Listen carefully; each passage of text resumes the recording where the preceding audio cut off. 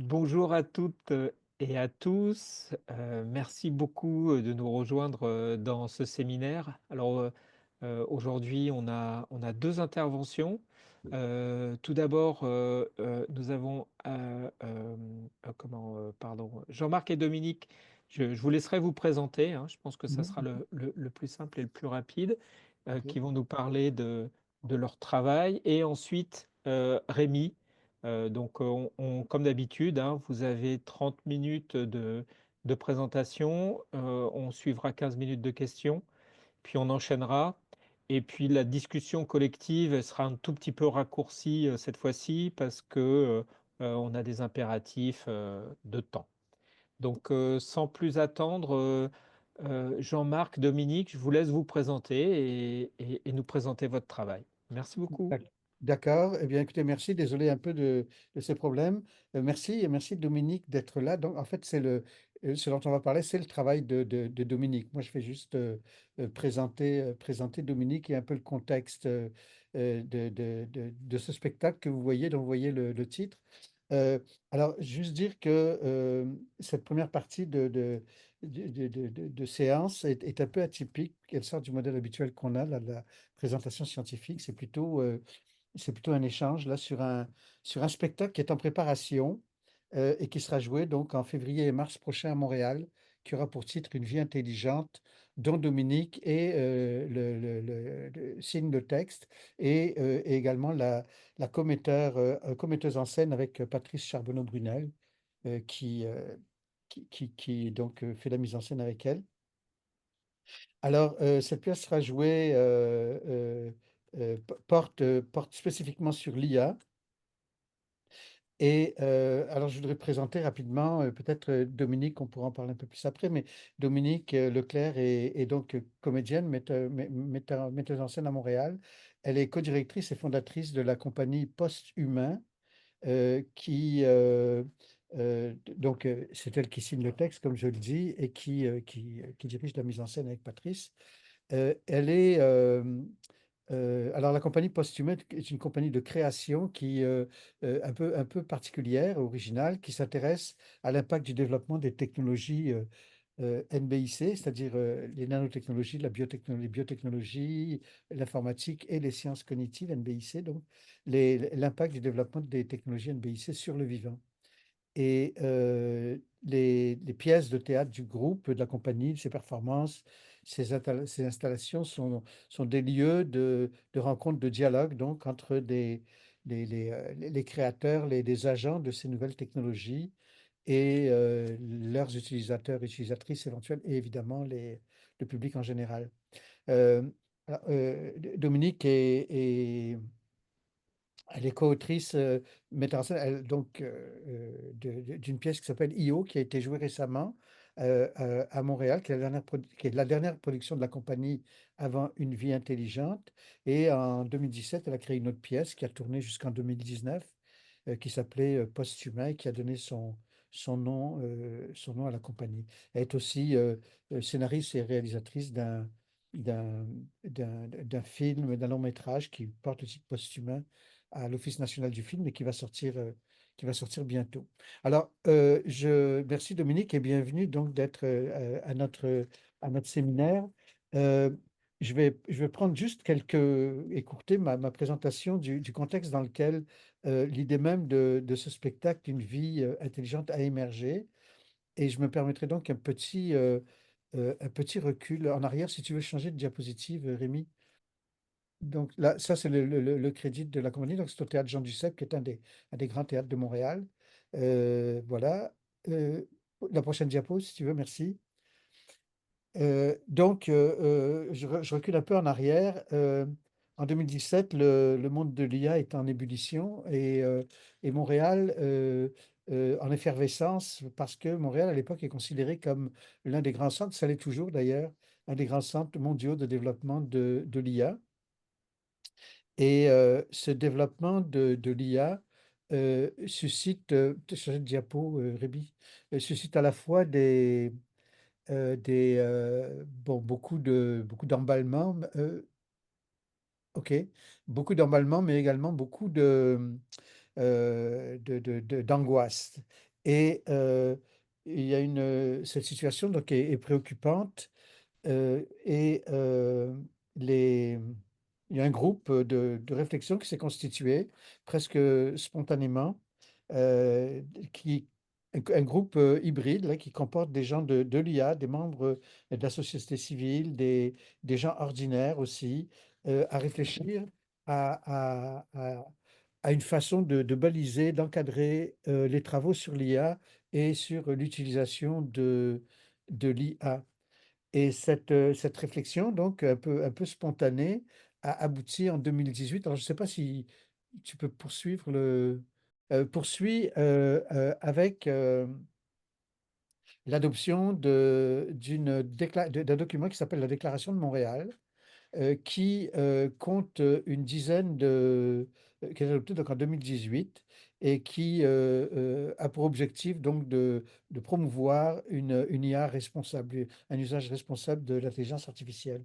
La déclaration repose sur 10 principes de base, donc qui vont de la préservation de la vie privée aux questions environnementales, aux questions relatives à la démocratie, à l'inclusion, et cetera, et cetera. Donc, des principes, fondamentaux qui devraient guider, l'IA. Alors la déclaration a connu, donc on est en 2018, un assez grand retentissement dans le monde de l'IA, dans les sphères politiques aussi, au national et à l'international. Elle a eu des influences, par exemple, elle a influencé les travaux de l'UNESCO sur la question de l'IA, et cetera. Mais elle a eu peu d'écho, sur le grand public. Et le groupe, alors le groupe qui est à la base de la Déclaration de Montréal, qui compte aujourd'hui à peu près 275 personnes, ce groupe-là a réfléchi aux moyens de sensibiliser le public en général, au danger de l'IA et à la nécessité de baliser donc l'utilisation de l'IA.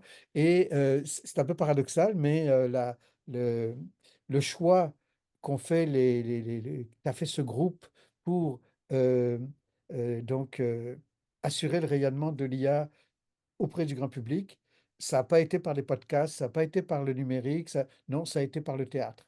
Donc il y a un choix qui a été fait de sensibiliser par le théâtre, d'où cette intervention auprès du théâtre Jean Duceppe, pour qu'une pièce soit présentée sur ce sujet. Et c'est dans ce cadre-là qu'on a, qu'on a rencontré Dominique et son équipe pour créer donc une pièce qui pose des questions sur l'IA, qui amène les gens donc à réfléchir sur l'IA. Alors, voilà, ouais, je réduis ma présentation, mais essentiellement, nous en sommes là. Donc, euh, le travail, l'équipe de Posthumain avec Dominique a pris en charge donc à la fois la déclaration de Montréal, mais également ses propres travaux et ses propres réflexions, alimentées par ses propres réflexions sur l'IA et à créer un spectacle. Donc c'est un peu de ça qu'on voulait vous parler aujourd'hui. C'est le défi en fait de créer un spectacle sur l'IA. Il faut dire que le spectacle, donc si je me souviens bien, c'est en 2021 que le projet est né. Je crois, Dominique, tu me corrigeras. Les premiers contacts, c'est 2021. Et à l'époque, on ne parlait pas encore de ChatGPT. Donc ChatGPT est arrivé pendant la création. Mais voilà, donc ce dont on parlerait maintenant, c'est les défis de la création, donc d'une création qui explore l'IA et les questions ethniques qu'elle soulève, parmi lesquelles, évidemment, il y a celles qui sont propres à notre séminaire, c'est-à-dire la question des stratégies du faux et de l'IA. Donc, Dominique, peut-être, je ne sais pas si ma présentation, est-ce que tu veux ajouter quelque chose ou on entre dans le débat? C'est très bien. Je pense qu'on peut poursuivre. Alors, d'accord. Alors peut-être la première question, alors c'est un peu un dialogue qu'on a essayé de faire. La première question que je poserai, c'est, oui, pour un peu mettre les gens au courant, c'est quel a été pour vous créer un spectacle sur l'IA? Euh, euh, il y a eu un choix d'abord qui a été fait. Je pense que vous n'utilisez pas l'IA dans le spectacle sur l'IA. En effet, je vais faire une toute petite parenthèse. pour remettre le contexte de la rencontre aussi en perspective. En fait, je pense que c'est en 22 qu'on a commencé à dialoguer ensemble. Ouais. Moi, de façon toute personnelle, j'avais participé aux ateliers de co-construction de la déclaration parce que ça m'intéressait, c'était connexe aux préoccupations de la compagnie. J'étais au lancement, donc j'étais déjà quand même assez au courant de la démarche de la déclaration. Euh, le mandat de la compagnie, normalement, ce qu'on fait avec les 2 premières pièces, on s'est beaucoup intéressé au transhumanisme en particulier. Je trouvais important de ne pas traiter ce mouvement-là simplement comme des excentriques avec des idées complètement folles, de leur donner une espèce en fait, de donner du sérieux à ces questions-là qui, pour moi, étaient peut-être traitées trop rapidement dans l'espace public. Donc, le mandat de la compagnie, c'est vraiment de mettre en lumière des questions qui, selon nous, sont trop peu discutées dans l'espace public. Et donc, quand on a amorcé la discussion avec l'UDM, ben, c'était un parfait match entre leur envie de faire rayonner la déclaration, ces questions éthiques-là, et ce que nous, on fait normalement. Mais c'est ça, comme Jean-Marc l'a mentionné, c'était avant ChatGPT. Donc, ça a un peu changé la lunette. Maintenant que tout le monde parle d'IA, quel est notre rôle maintenant? Aussi, de notre point de vue, l'éthique se mesure plus facilement dans la rencontre. Le théâtre a ce luxe-là de créer un endroit où, maintenant, quand on lit un article, on nous dit si vous lisez cet article au complet, vous en avez pour 4 minutes. Donc, on a une espèce de privilège d'avoir l'attention des gens pendant 1 à 2 heures. Donc, je trouve que recevoir cette matière-là en collectif, en communauté, c'est beaucoup plus fort. On n'analyse pas les choses de la même façon. Donc, c'est aussi, je pense, une des forces du théâtre. Non, on n'utilise pas d'IA dans le spectacle, quoique ça a été très tentant. Pour les 2 dernières productions également, en fait, notre premier spectacle, on avait beaucoup utilisé de nouvelles technologies, puis je me suis rendu compte, évidemment, que ça devenait très rapidement désuet. On travaillait avec des capteurs une Kinect qui captait le corps. Puis bon, au début, on trouvait ça super. Puis très rapidement, avec le temps, parce que le spectacle a poursuivi sa vie dans le temps, c'est devenu un peu désuet. Puis tout particulièrement dans ce spectacle-là, je trouve ça important on redonne un peu ces notes de noblesse à l'art, à la fabrication. C'est très artisanal. Donc, c'est un peu une réponse à l'IA. Qu'est-ce que le théâtre peut apporter à la discussion? Puis comment aussi des artistes peuvent s'approprier le sujet et essayer de rendre ça très concret. Donc, par les outils du théâtre, une des questions qu'on se pose, c'est comment rendre l'intangible hyper tangible avec les moyens scéniques. Alors, concrètement, peut-être parler un peu de la démarche, comment vous avez procédé, parce que bon, c'est une pièce de théâtre, donc il y a un récit, avec une évolution dans le récit, sur un sujet comme ça. D'abord, le mode de création, c'est pas de l'écriture de plateau, mais vous travaillez beaucoup ensemble. Peut-être Oui, parler du mode de création même, entre vous, et puis ben, ensuite, oui, de comment s'est construit le récit, quoi. parfait. Même si c'est Euh, encore ben, pour les 2 premières productions, c'était comment dire, on fait du théâtre documentaire, mais il y avait une part auto-fictionnelle, c'est-à-dire que je partais beaucoup d'histoires personnelles pour créer un ancrage très concret, pour que le transhumanisme résonne dans une histoire très près de moi. À chaque spectacle, on essaie de varier la forme parce qu'on ne veut pas nécessairement reconduire toujours le même modèle. Comme artiste, c'est important pour nous de chercher. Puis évidemment, cette fois-ci, d'emprunter une trame plus auto-fictionnelle, ça me semblait un peu inadéquat dans le sens où cette situation, ces questions-là ne m'affectent pas moi plus que quiconque. Donc, je me suis vraiment plongée dans toutes sortes de rencontres, que ce soit chez Mila, l'Institut québécois d'intelligence artificielle. J'ai écouté des profs aussi, beaucoup de professeurs qui semblaient se retrouver avec ces questions-là, mais peu de réponses de la part du ministère de l'Éducation. Qu'est-ce qu'on fait? Est-ce qu'on laisse entrer l'IA dans la classe ou on ferme tout, on retourne au papier? Donc, j'ai vraiment je me suis immergée dans plein de situations. J'avais pas nécessairement envie de partir que de vraies histoires. Donc, j'ai créé un peu un hybride. C'est-à-dire que je m'inspire de ce que j'ai entendu, mais c'est pas complètement fidèle, c'est pas du documentaire à proprement dit. Donc, parfois, on entend des verbatim, il y a de l'audio de personnes qu'on aurait voulu qu'ils soient en scène, mais qui sont, pour des raisons tout à fait techniques, on ne peut pas inviter 40 personnes en scène. Donc, j'ai des extraits de témoignages audio pour varier. Mais l'idée, c'est vraiment de donner la parole, surtout à des non-experts, aux citoyens, aux citoyennes, euh, aux gens qui se prononcent moins sur ces questions-là, puis qui, à mon sens, ont plein de choses à dire. Souvent, quand je réalise avec les années, donc ça fait depuis 2013 que je suis immergée dans ce monde-là de nouvelles technologies.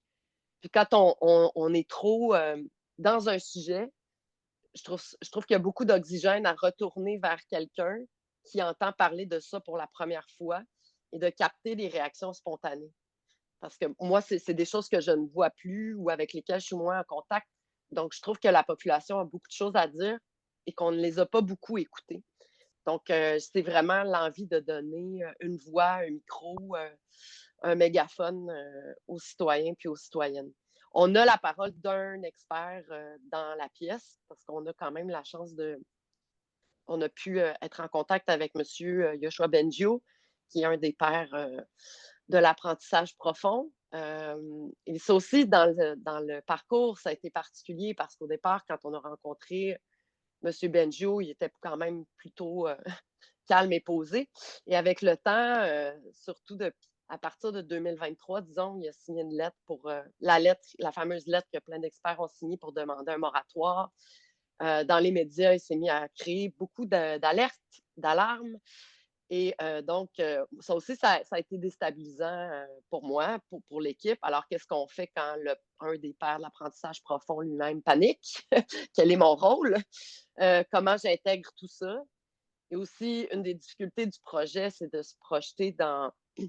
Quand on a commencé à se parler en 2022, on se dit, OK, dans 3 ans, de quoi ça aura l'air? Donc, on avance. On a fait plusieurs laboratoires, c'est-à-dire, je reviens un peu au mode d'écriture. Je travaille à la maison sur Word, mais c'est vraiment pas, c'est définitivement pas ce qui m'aide à être prolifique. J'ai besoin d'être en salle avec l'équipe, de tester les choses.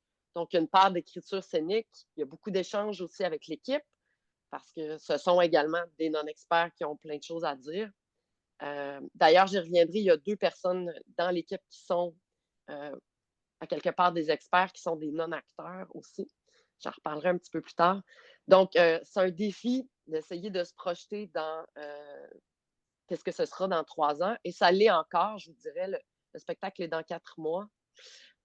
J'ai encore du mal à attraper qu'est-ce qui va être encore pertinent. Je pressentais que les élections américaines auraient peut-être un impact majeur sur ma façon de percevoir les choses. Dans tous les spectacles, j'essaie vraiment très fort de ne pas sombrer dans la dystopie, mais je dois avouer que je trouve ça de plus en plus difficile.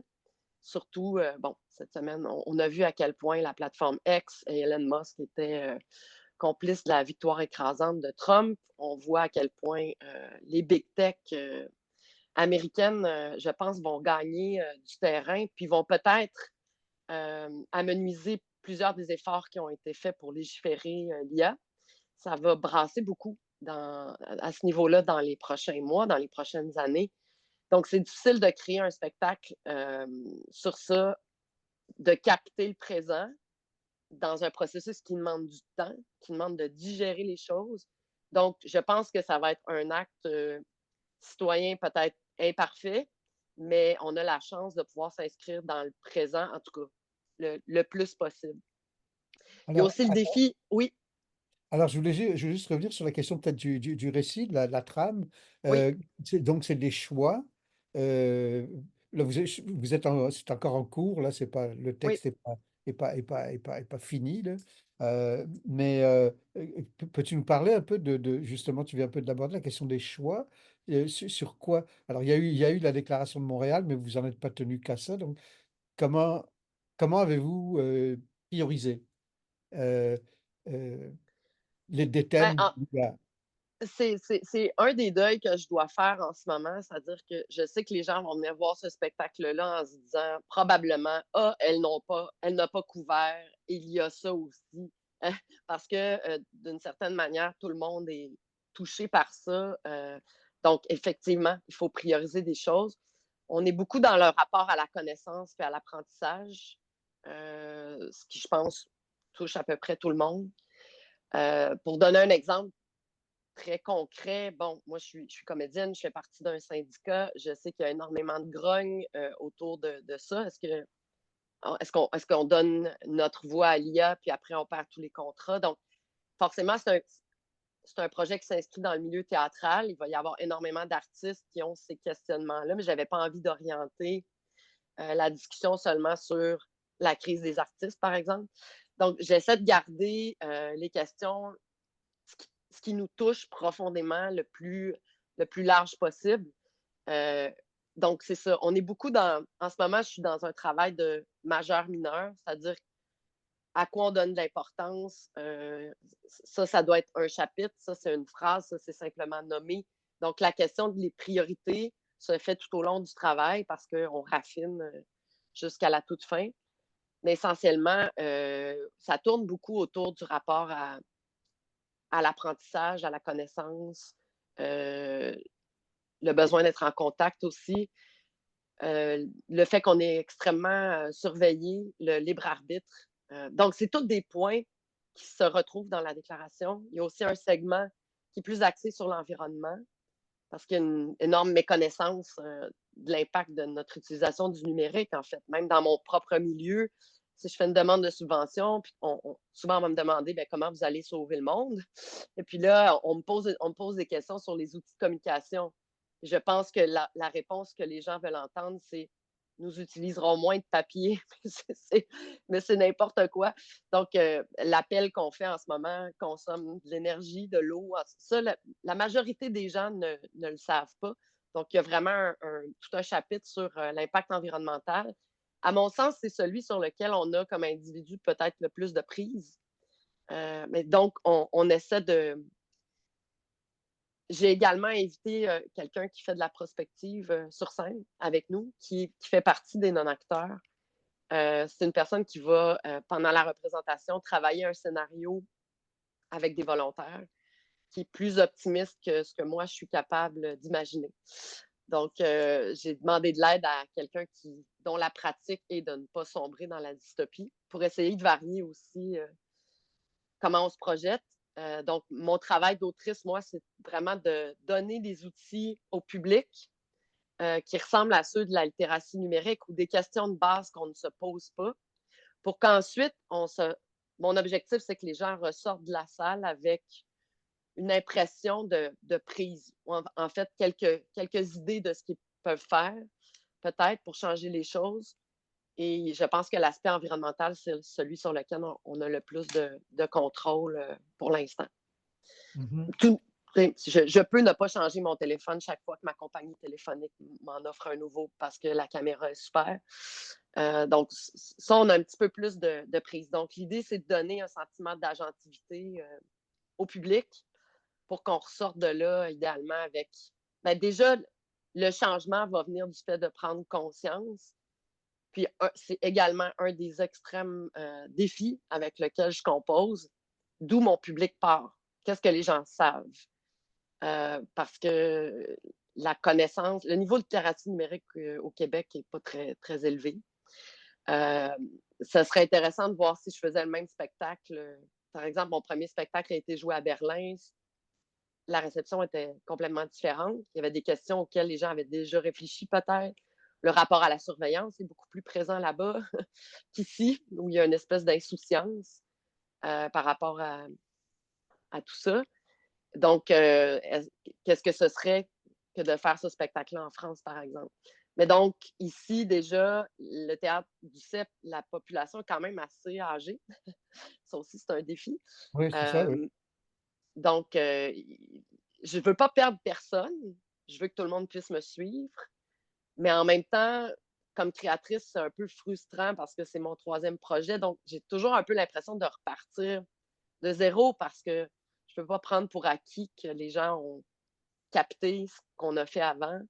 Je dois recommencer puis m'assurer que je perds personne en chemin. Donc ça, c'est un défi d'où partent les gens. Et je veux pas faire un spectacle didactique. C'est pas de l'éducation, c'est pas une conférence non plus. C'est pour ça que je travaille à des textes qui viennent toucher des questions qui, je pense, sont assez universelles. On a des petits moments où on est obligé forcément de démystifier certaines choses, mais j'essaie de ne pas en faire le cœur du projet. Peut-être venir sur la question que tu viens d'aborder de l'accueil, en fait, du théâtre lui-même. Euh, je voudrais juste dire que dans la démarche là, qui a mené à ce projet-là, euh, l'intention était vraiment on aurait pu passer par un théâtre expérimental, un petit théâtre, un théâtre de recherche, théâtre expérimental de Montréal, mais l'objectif c'était vraiment un théâtre grand public, comme le théâtre Jean Duceppe, dont la- disons, les habitués changent un peu, mais c'est vrai que ce sont des gens qui ont à peu près l'âge du théâtre. C'est-à-dire que le théâtre, c'est des gens qui sont plutôt passé la cinquantaine, la moyenne du public de Jean Duceppe. Est-ce que c'est quelque chose qui, ben, plus globalement, créé dans ce contexte-là, donc une co-création avec un théâtre, je ne veux pas utiliser le mot bourgeois, mais quand même un théâtre grand public. Euh, il y a des avantages, il y a des contraintes. Est-ce que tu peux nous parler de ça? Oui, ben, comme je le nommais un petit peu plus tôt, nous, on aime s'amuser avec la forme. Puis on n'est pas dans des formes classiques. C'est pas un texte avec une fiction, un décor, une porte, puis la famille qui se chicane. Tu sais, on n'est vraiment pas là-dedans. On varie les façons de s'adresser au public. Les spectateurs sont toujours pas mal inclus dans la représentation. Il y a pas de quatrième mur. Euh, la direction du CEP a changé il y a quelques années. Maintenant, c'est 2 jeunes co-directeurs artistiques. La directrice générale aussi est jeune. Tu sais, c'est des gens qui ont. C'est des artistes qui ont une vision. Ils essaient d'instaurer le changement dans l'institution, mais c'est pas nécessairement toujours facile. Donc, il y a des choses sur lesquelles on a eu une réunion, par exemple, hier, puis un des directeurs nous faisait un retour sur un enchaînement qu'on avait fait. Puis moi, mon tableau préféré, celui que je trouve le plus. On touche à quelque chose et on va loin, et ben, si les gens partent, ça veut dire quelque chose. Là, ça faisait moins leur affaire. Oui. Donc, ce que moi, je préfère, c'est pas nécessairement ce qu'eux ont en tête. Donc, ça m'oblige à amenuiser certains choix drastiques qu'on pourrait faire parce qu'il y a une crainte. Euh, Tu disais, c'est un théâtre bourgeois, effectivement, les billets sont fort inaccessibles pour une grande majorité de la population. Ça aussi, je trouve ça. Ils font des efforts en ce sens. Par exemple, je pense que c'est en bas de 30 ans. On paie Son âge. le billet nous coûte notre âge. Donc, j'ai 18 ans, je paie 18 c'est bien, mais, mais c'est pas vrai que passé 30 ans, tout le monde est capable de payer 80 $. Donc, ça fait partie des questions inhérentes au projet parce qu'on veut rendre la réflexion accessible à tous et toutes. Et donc, il y a un petit empêchement là, avec le coût du billet. Ils sont dans l'ouverture, ils sont ouverts à ce que la forme soit renouvelée, mais il y a toujours quand même une crainte parce que c'est des publics. Mais en fait, c'est une question qui est super intéressante parce que le théâtre a du mal à survivre en ce moment. Donc, qu'est-ce qu'on fait? Est-ce qu'on s'accroche aux personnes peut-être qui ont l'habitude de fréquenter les théâtres ou est-ce qu'on essaie de réinventer ou d'aller vers des formes qui peuvent parler aux plus jeunes aussi? Donc, je pense qu'il y a une tension dans les institutions à ce niveau-là. Puis forcément, si on parle d'institutions, collaborer avec l'Université de Montréal, c'est une extrême chance pour nous, mais c'est quand même aussi une Désolé, pression. je fais mon dictateur, il vous reste 5 Oui, minutes. Combien il nous parfait. reste? 5 minutes, Oui, c'est bon. pardon. Peut-être aborder la question du travail, parce que c'est un sujet. Alors, Bon, évidemment, le théâtre expérimental existe depuis longtemps, le théâtre de recherche aussi, mais c'est quand même un sujet qui est. Bon, tu as été dans le e-show, là, mais c'est un sujet qui est relativement neuf au théâtre. Et euh, la façon de travailler avec les comédiens, parce que il me semble que il y a 6 ou 7 interprètes donc c'est une assez grosse distribution. Euh, Vous utilisez des noms d'acteurs, donc peut-être juste préciser, parce que tous les Oui, gens qui sont là ne sont pas des gens de théâtre, juste préciser qui sont ces noms d'acteurs et pourquoi. Et puis oui. quelle est euh, comment dans cette production un peu atypique, le rapport avec les comédiens, comment ils vivent ça, les comédiens et comédiennes. En fait, mais c'est un spectacle qui se construit, on construit l'avion en vol un peu. Donc, ils sont très au courant. Il y a des acteurs qui sont plus habitués à des processus de création comme celui-là. Moi, je leur ai dit que je ne vais pas changer des choses jusqu'à la première, mais quand même, euh, avant qu'on en arrive au moment officiel d'apprendre les textes, on a encore des explorations à faire. Il y a tout un accompagnement qui doit être fait avec nos 2 non-acteurs. Donc, les acteurs professionnels sont ceux qui interprètent les textes ou qui donnent leur voix, qui sont des passeurs de paroles, des verbatims que j'ai captés ou des textes que j'ai inventés. Sur scène avec nous, on a un doctorant de l'UDM qui travaille sur l'éthique des machines, qui s'appelle Thomas Emmaüs Adetou et qui est d'origine togolaise. Donc, Thomas est à Montréal depuis 2 ans, je pense. Et l'UDM nous encourage En fait, on pouvait faire des demandes de recherche auprès d'étudiants sur des questions précises. Donc, j'avais demandé un rapport sur l'impact environnemental de l'IA, mais plus vaste, sur l'impact du numérique, de nos appareils, de notre consommation et tout ça. Et donc, c'est Thomas qui avait été choisi pour compléter ce rapport. Puis en le rencontrant, je me suis dit, waouh, c'est quand même intéressant son histoire, son parcours, parce que Thomas étudie présentement auprès de grands chercheurs, chercheuses montréalais, et il vit quand même une espèce de décalage entre, à la maison, là d'où il vient, les outils numériques sont pas très accessibles. Ses parents ont du mal à avoir une connexion qui se tient. Ils n'ont pas l'eau courante, pas d'électricité. Donc, qu'est-ce que ça fait, ce décalage? Donc, dans le spectacle, Thomas, à un moment, a la mission un peu de nous rendre tangible l'intangible, puis de parler de l'impact environnemental. Mais qu'est-ce que c'est pour une personne qui vient d'un pays qui tente de rattraper la vitesse ou est-ce que c'est une bonne chose ou pas? Je ne me prononcerai pas là-dessus, mais en fait, qu'est-ce que ça fait de parler de sobriété numérique? Est-ce que tous les pays doivent adopter une forme de sobriété numérique? On est dans une espèce d'opulence et d'exagération ici. Puis l'espèce de distance que ça crée pour Thomas d'étudier ça ici par rapport à ce qui se passe dans sa communauté. Puis bon, donc on travaille sur un texte où il pourrait nous partager une partie de son histoire. Ça demande quand même un bon accompagnement parce que ça soulève plein de questions. Il y a des choses qu'il est prêt à dire, il y a des choses qu'il n'a pas envie de dire. Donc, on travaille avec une dramaturge sur le projet qui l'accompagne beaucoup là-dedans. Moi, j'étais partie de verbatim puis de conversations que j'avais avec lui, puis j'avais écrit un texte pour réaliser que, OK, finalement, ce qu'il m'a raconté, il n'est peut-être pas à l'aise de. C'est un grand plateau, hein, du CEP, on ne l'a pas nommé, mais c'est 800 places. Donc, de demander à quelqu'un qui n'est pas habitué d'être au théâtre de venir livrer son histoire qui est la sienne dans une salle de 800 personnes, dans un projet qui est lié à l'université dans laquelle il étudie, c'est tout un défi. Donc, Ouais. ça demande du soin, ça demande de l'attention. Je le trouve extrêmement courageux. On est chanceux qu'il soit là avec nous.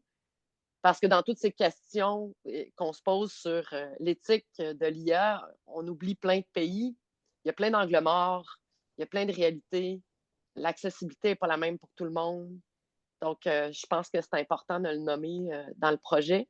Puis l'autre personne qui est une non-actrice, que je nommais tout à l'heure. Elle s'appelle Catherine Mathis, c'est une journaliste chroniqueuse techno à la Radio nationale ici, qui fait de la prospective, donc qui est une optimiste, qui est carrément mon alter ego, parce qu'elle, c'est ça son travail, c'est d'essayer. Elle va, par exemple, dans sa pratique, rencontrer le bureau du cinéma qui panique puis qui a du mal à se projeter. Qu'est-ce qu'on fait? Donc, la prospective, c'est souvent dans un horizon de 10 ans.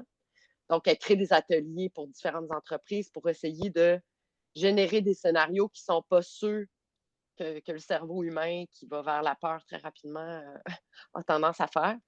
Donc, c'est un bel atout dans l'équipe parce que elle donne du volume puis de la nuance à ce que moi seule, je ferais. Je suis comme une IA, hein, je suis biaisée, j'ai été programmée d'une certaine manière. Donc, ça prend des gens qui viennent contrecarrer un peu ce qui m'habite. Mmh. Voilà. Samuel, je pense qu'on est dans le temps, là. Oui, vous êtes pas mal. Vous êtes pas mal. Si on veut garder un petit peu de temps pour les questions, D'accord. je pense que ça serait bien. Alors, bon, il y a eu quelques échanges dans le chat. Alors soit on commence par ça, soit, si, d'autres personnes veulent Mm. intervenir. Moi, j'aimerais bien intervenir parce que, bon, premièrement, Dominique, une question. Est-ce que ce serait possible que tu nous fournisses pour notre équipe un vidéo qui nous montre un peu le travail, qui visualise un peu ce dont tu as parlé? Ça serait intéressant. Donc, ça, Ou c'est... nous inviter, directement à la pièce, ce serait mieux encore. Oui, absolument, absolument, mais tu vas avoir ton billet d'avion bientôt, Samuel, pour venir au Québec, bien sûr. Puis Samuel, évidemment, va s'arranger pour que tu puisses présenter à Artec en France ton travail de ministre. N'est-ce pas, Samuel? Alors, donc, Oui, je peux tout faire, vous inquiétez oui, pas. oui, oui, c'est ça, c'est le prochain dictateur, comme il nous l'a dit. Alors, ben, j'ai envie de répondre un peu aux questions justement que tu as posées dans le chat. Écoute, merci beaucoup d'abord, Dominique, pour cette présentation-là. Moi, je trouve ça vraiment absolument intéressant que le théâtre, justement, comme mode, comme médium, s'intéresse à cette fameuse question de l'intelligence artificielle. Puis, je pense qu'on assiste actuellement un petit peu ce qui s'est passé, j'ai envie de dire, à partir des années 90, où on était un petit peu dans l'utopie, dans l'euphorie de ce qui amènerait à la démocratie, le fait que le web commence à arriver. On parle des années 90. On était vraiment dans la figure utopique de pro-démocratique, etc. Et puis là, on a vu la dystopie s'installer à partir je dirais peut-être 2005, quelque chose comme ça. Puis là, on est dans cette espèce de dystopie de voir, de constater ce que les réseaux sociaux font, entre autres à la démocratie. Puis là, au niveau de l'intelligence artificielle, on est dans un même passage, il me semble. Donc, une sorte d'émerveillement de départ, une fascination pour la magie, j'ai envie de dire, de l'IA, qui reste encore vrai aussi, hein, pour les pratiques créatives notamment, je pense, qui reste vrai. Mais on voit où où on tombe de plein pied dans la dystopie et je pense, et j'ai envie de raccorder justement avec l'événement majeur de mardi dernier. Hein, c'est comme tu dis, c'est une fenêtre sur le présent, des fois le théâtre, mais l'impact, on peut juste s'imaginer, et c'est épeurant, je pense que c'est effrayant, de voir l'impact de ce qui s'est passé mardi. Et ce que je voudrais amener comme point, c'est que, bon, moi j'ai suivi ça de façon un peu passionnée, là, j'essaie de prendre mes distances, mais il y a, je ne sais pas si vous connaissez Lichtman, je ne sais pas si ça vous dit quelque chose. Lichtman est un professeur écoutez, je m'excuse, je ne me rappelle pas de son université, mais c'est un professeur émérite, prestigieux, très prestigieux, qui a développé donc un analyste des campagnes électorales américaines depuis toujours, un historien, je pense aussi, et puis il a analysé, puis il a monté un système de 13 clés. On l'appelle le Nostradamus de la politique, le Nostradamus, parce qu'il fait des prédictions. Il prédit, hein, pas juste l'intelligence artificielle, il prédit. Et il a prédit les 10 dernières élections américaines, les 10 dernières. Il s'était trompé une seule fois dans les 10 dernières élections américaines. lors c'était Al Gore qui était là, qui avait Oui. perdu à ce moment-là par 500 voix. Donc, il s'était trompé par 500 voix. On sait aussi qu'il y a eu un blocage du recomptage à ce moment-là. Alors, peut-être qu'il aurait même gagné. Il a donc prédit les 10 dernières et bien avant, donc avec un modèle où il dit il ne faut pas prendre nécessairement les circonstances, mais il y a un système de 13 clés. Donc, et puis, il avait annoncé la victoire de Kamala Harris basée sur ces 13 clés. Alors, et puis, donc, depuis mardi, j'écoutais ce matin, pas plus tard que ce matin, Lichman qui commentait l'élection en disant, mais voilà, ça fait 2 fois que vous vous trompez sur 10, là. Comment ça se fait que vous vous êtes trompé cette fois-ci?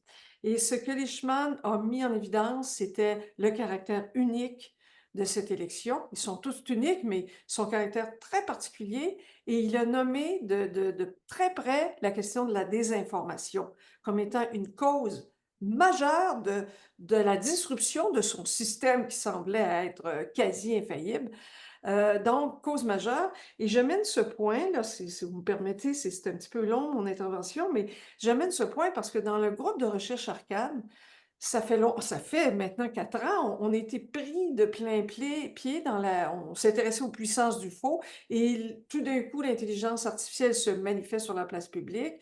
Tout d'un coup, on a les deepfakes, tout d'un coup, et puis il y a le texte, donc, que je voudrais ramener de Chesner et Citron, hein, qu'on a analysé dans le groupe, qui s'appelle Le dividende du menteur. Alors, moi, ça me fascine depuis 3 jours. Le dividende du menteur annoncé, donc, dans les premiers qui considéraient qu'on s'en allait vers des dystopies, qui parlaient de tous les dommages qui seraient faits très bientôt par les dispositifs d'intelligence artificielle. Et on arrive dans la réalisation, malheureusement, de ce pronostic. On arrive dans une réalisation qui nous frappe de plein fouet, comme tu l'as dit, avec un Elon Musk qui a mis un individu qui détient les 2 tiers des satellites de communication de la planète. Un individu détient les 2 tiers des satellites de communication. Son emprise, de toute évidence, va s'étendre encore plus. Il y en a déjà les 2 tiers. Et c'est un individu, donc les disruptions sont immenses avec ce qui vient de se passer. Et il va y avoir certainement tout bientôt des analyses de plus près de ce qui s'est passé, mais les gens ne soulignent pas beaucoup, dans moi, ce que je peux observer depuis 2 jours, la question de la désinformation comme étant absolument majeure. Et selon moi, probablement la cause principale. C'est-à-dire qu'on l'a vu, on en parle depuis 4 ans dans notre groupe de recherche, c'est cette fragilisation des frontières entre le vrai et le faux, toute la question des puissances du faux qui se sont jamais exprimées si fortement qu'aujourd'hui.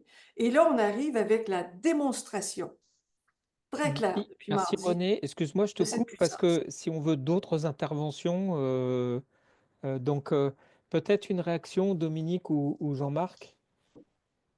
Dominique, je veux juste dire qu'il est à la American University à Washington, Alan Lichtman. Oui, Alan Lichtman, donc qui Ok. était quelqu'un quand même de très, très réputé. Et puis, donc, on est en plein pied dans la réalisation de ce qu'on observe, nous, depuis 4 ans. Et puis, Dominique, peut-être est-ce en que tu voudrais commentaire réagir? Ben, rapidement, en fait, pour le film documentaire sur lequel j'ai travaillé pendant 6 ans, qui traite de transhumanisme, j'ai fait une entrevue en 2019 avec un journaliste allemand qui avait des propos, qui parlait de la montée de l'extrême droite puis de l'IA qui allait servir justement les Trump de ce monde. Puis quand on a fait le montage, ma productrice m'a dit, je m'excuse, mais ça sonne comme la conspiration. Tu peux pas mettre ça. Je disais, mais oui, on peut mettre ça parce que c'est ça qui se passe. Donc, on a eu une espèce de conflit sur ce point-là. C'est en 2019. Et là, le film n'est pas sorti encore. C'est long parce que c'est une institution qui est lente. Et donc, je me disais, les derniers mois, je me disais, non, c'est pas du tout conspirationniste. C'est exactement ce qui est en train de se passer. Puis là, depuis mardi, je me dis, mon film est désuet. Je suis tellement triste. Parce que, justement, on n'est pas allé aussi loin que j'avais l'instinct d'aller, mais voilà. Mm. Donc, c'est dur de faire des projets qui traitent de technologie avec des processus qui sont si lents. Mais l'inverse est aussi difficile.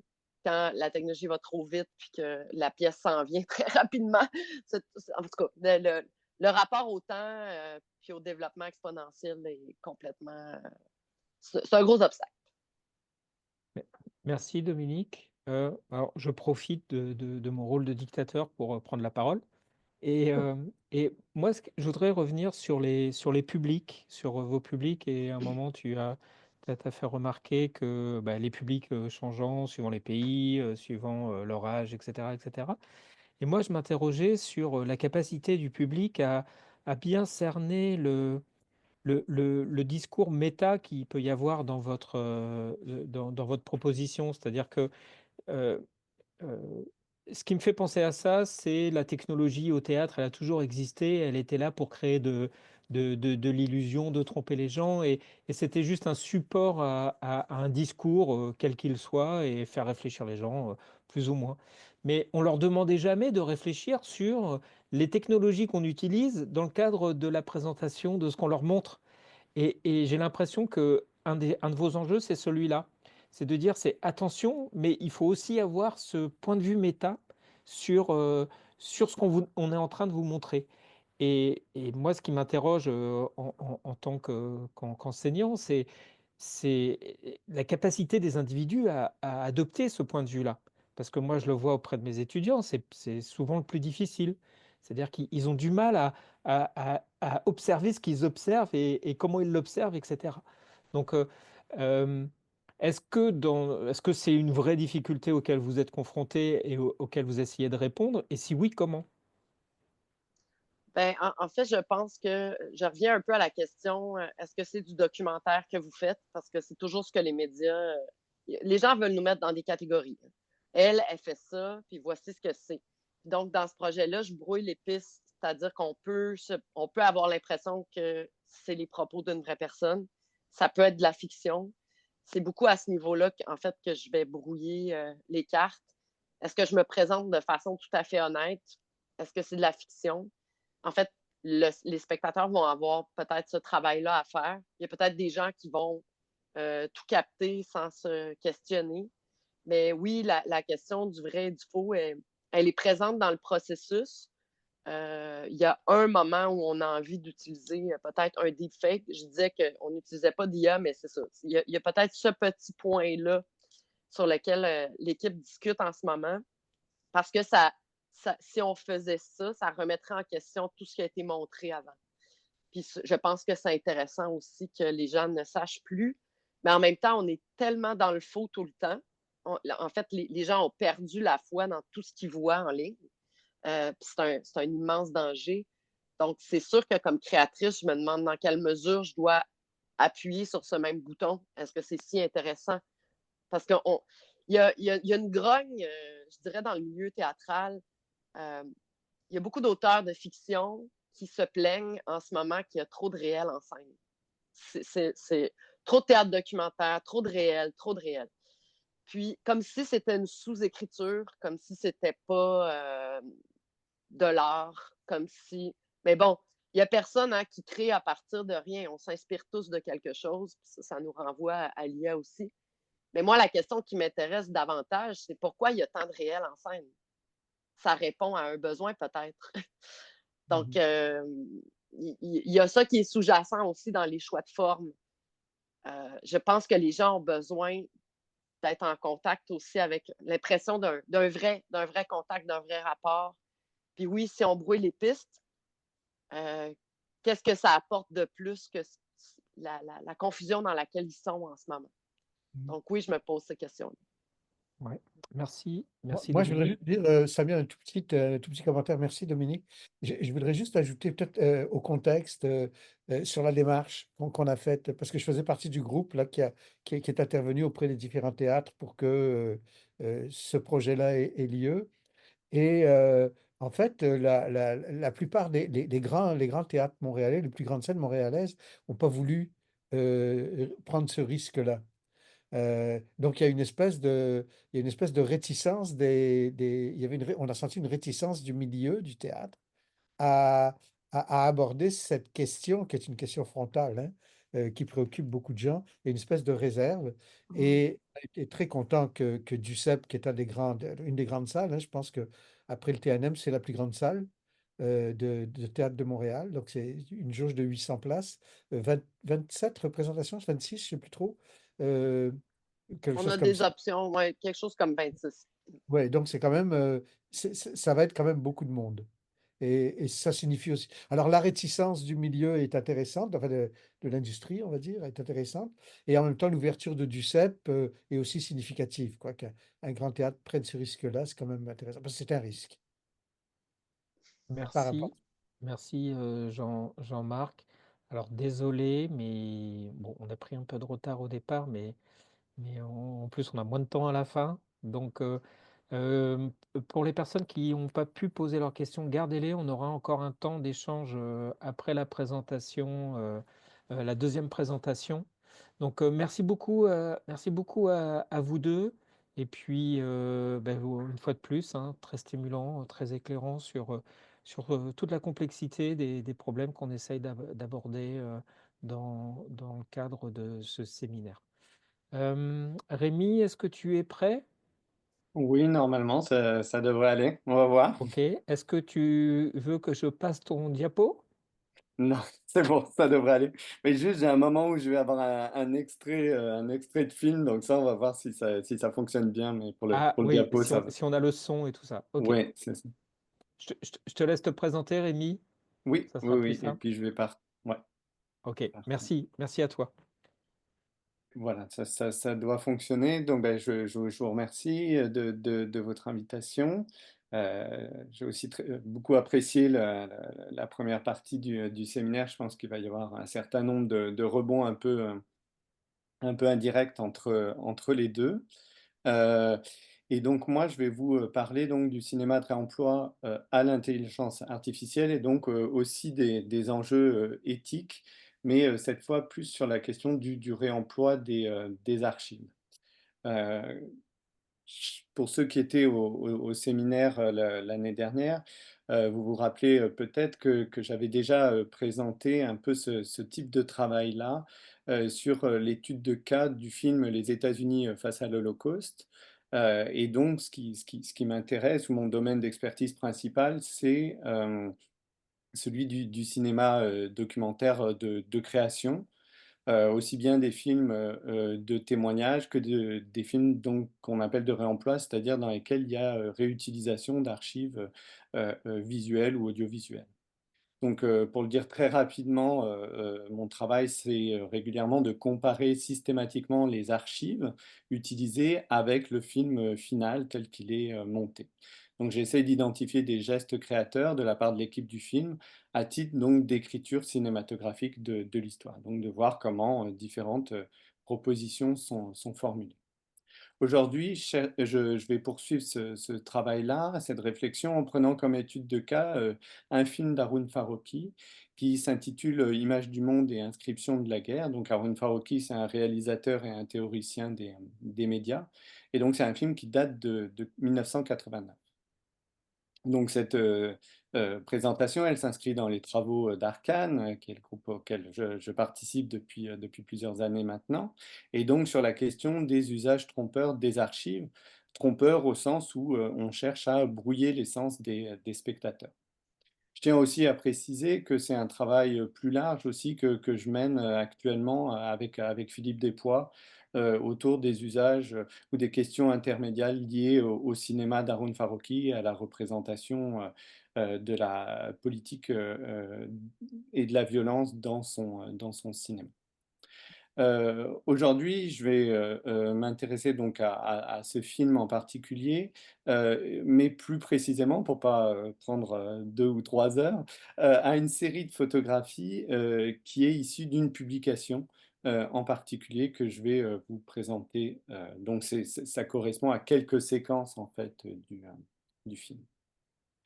Donc ce corpus en fait d'images, elles ont été retrouvées ou exploitées pour la première fois à la fin des années 70 et en 1979, donc en février 79, deux spécialistes de la reconnaissance aérienne de la CIA Brugioni et Poirier, ont publié un rapport de la CIA, puis un article dans une revue scientifique qui explique en fait qu'il y a des photographies qui ont été prises du complexe d'Auschwitz par les avions américains entre avril 1944 et janvier 1945.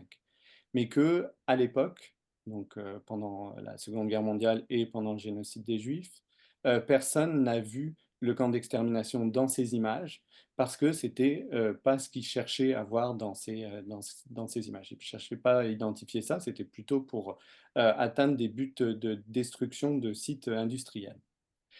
Et donc, dans cette publication, que je présente ici très rapidement, hein, il y a 14 photographies aériennes du complexe d'Auschwitz qui sont présentées. Et dans son film, Haroun Farrokhי reprend 8 de ces images, donc il ne reprend pas forcément les 14, mais il en reprend 8. Donc évidemment, je vais y revenir, mais je voulais préciser ça tout de suite. Et à travers donc cette étude de cas, ce que je vais essayer de mettre en valeur, donc c'est, comme je le fais habituellement, des gestes créatifs qui sont posés par Farrokhý et donc l'écriture de l'histoire singulière qu'il propose. Toutefois, ce n'est peut-être pas tout à fait cet objet-là qui est au centre de mon propos, mais plutôt de vous présenter un cas de la manière dont je travaille et donc de l'intérêt d'une approche génétique des gestes créatifs. Donc, ce qui revient à dire qu'il me semble pertinent d'étudier des documentaires non seulement sur la base de leur visionnement, comme c'est fait le plus souvent, mais aussi de se pencher sur les processus de création des films de réemploi en repartant des archives qu'ils mobilisent. Et donc de faire ressortir des gestes qui sinon passeraient totalement inaperçus. Donc on retombe sur une dialectique qui est bien connue des chercheurs en études intermédiaires, soit le rapport entre transparence et opacité.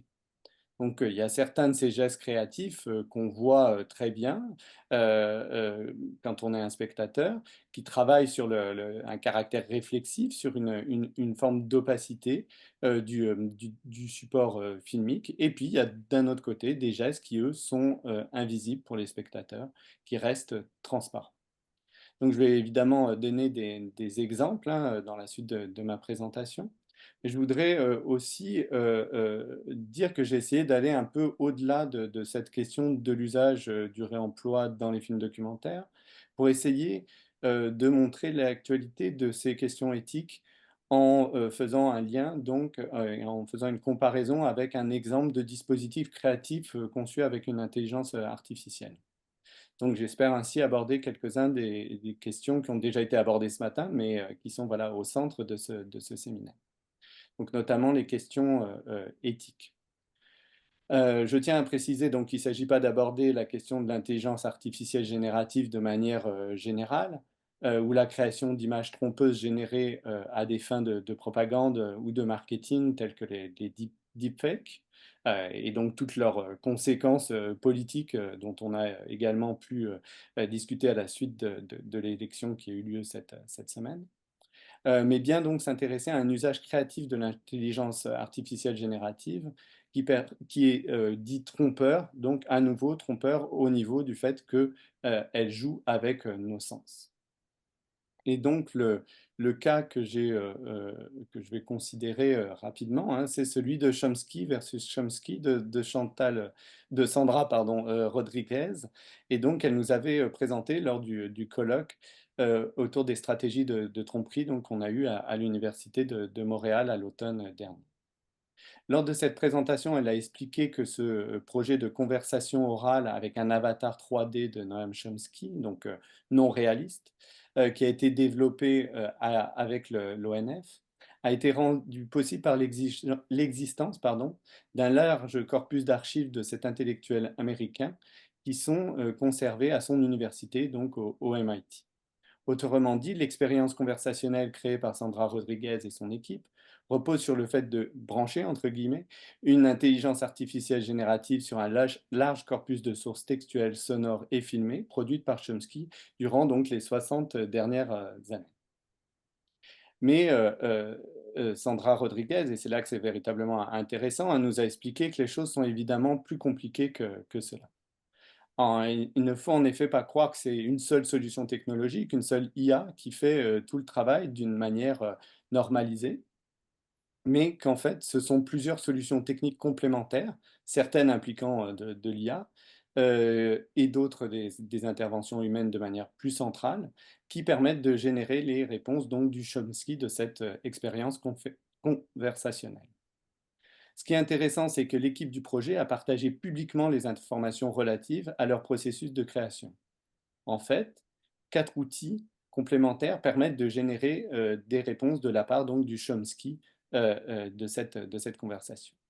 Donc, dans un premier type de cas, et donc c'est ce qui est représenté par ce document qui est produit par l'équipe de Sandra Rodriguez. Donc, dans un premier type de cas, en fait, ils ont travaillé à l'aide du logiciel Q&A Maker de Microsoft afin de prévoir 6000 questions-réponses qui ont été scénarisées par l'équipe en partant strictement des archives, mais en y ajoutant aussi des éléments pour une plus grande fluidité. Donc, ça veut dire qu'il y a 6000 questions types, et donc dans ce cas-là, on a ce type d'interaction.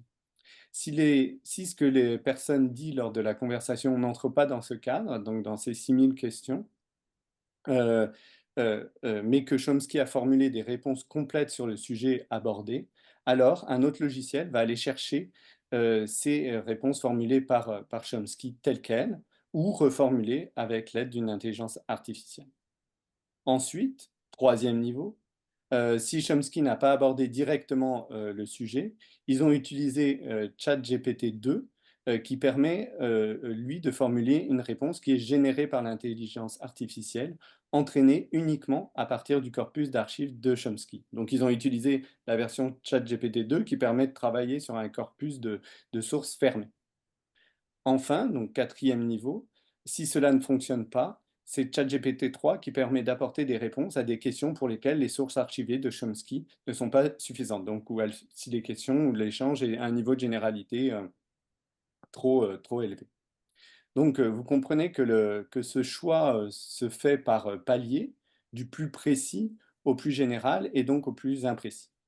Ce qui est intéressant dans ce projet, c'est qu'en permanence, ce caractère construit du dispositif est présenté dans l'expérience elle-même. Il ne s'agit en aucun cas de faire croire à une conversation fluide avec le entre guillemets vrai Chomsky, mais plutôt de réfléchir sur les potentiels et les limites de l'intelligence artificielle. Ce qui m'intéresse dans ce cas, c'est que face à chaque sollicitation du corpus initial, l'équipe du projet s'est trouvée face à des questions éthiques qui me semblent comparables jusqu'à un certain point avec celles d'un réalisateur de séquences de réemploi comme Farokhi. Donc ces questions ont à voir avec le choix du corpus d'archives que l'on réemploie, avec les limites de ce corpus pour répondre aux enjeux du projet, avec aussi les interventions que l'on fait porter sur la matérialité des données. Donc est-ce qu'on les modifie, est-ce qu'on les scénarise, est-ce qu'on les réécrit, est-ce que l'on rend aussi ces choix visibles par les spectateurs, quand est-ce qu'on va privilégier tel dispositif ou tel autre, telle technique, tel autre, et pourquoi et jusqu'où. Alors, sur Chomsky versus Chomsky, je ne vais pas plus loin et je ne vais pas non plus développer la question de la détection d'intention. Et je vous renvoie au travail de mon collègue et ami Philippe Bédard, qui est consultable sur le site de l'ONF. Excellent travail de mon point de vue. Je vous renvoie aussi à la table ronde de l'Obvia qui s'est tenue très précisément sur les enjeux éthiques de l'usage de l'intelligence artificielle à propos de Chomsky versus Chomsky, et donc où Sandra Rodriguez était présente. Je souhaite donc maintenant revenir, pour respecter le temps, au cas du film d'Harun Farokhi pour que l'on regarde les solutions éthiques et qu'on les compare donc, mais qu'on regarde les solutions éthiques qu'il a trouvées à ces questions à propos de l'usage donc d'un corpus d'archives qui, dans ce cas-là, est un corpus de photographies que je vous ai donc déjà présenté très rapidement.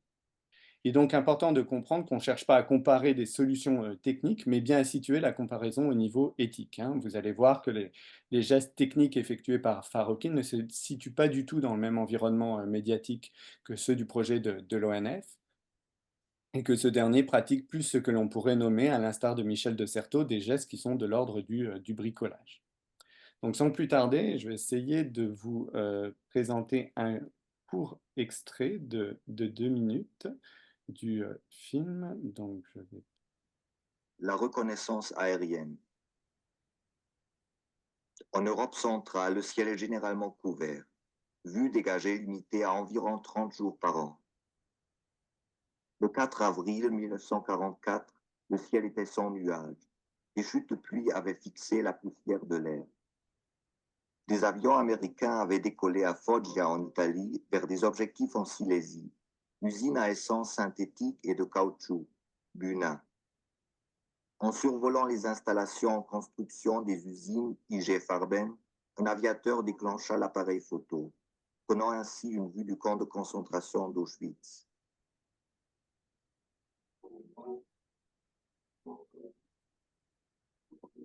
Première image d'Auschwitz, prise à 7000 mètres d'altitude.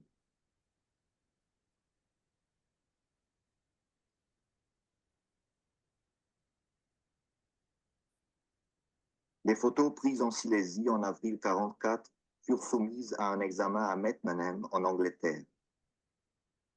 Les examinateurs décelèrent une centrale électrique, une usine de carbure, une de Buna et une d'hydrogénation d'essence. Ils n'avaient pas mission de rechercher le camp d'Auschwitz. Par conséquent, ils ne le trouvèrent pas.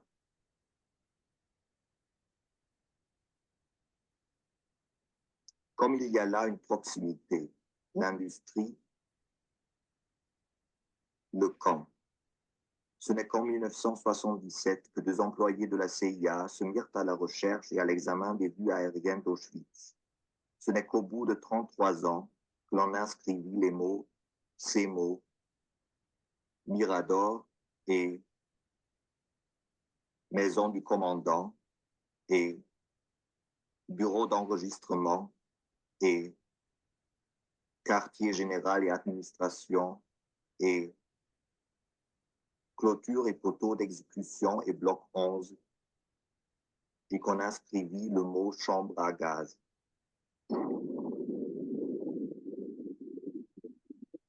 Donc, l'image aérienne d'Auschwitz que l'on voit est la deuxième photographie qui est intégrée au rapport des spécialistes de la CIA.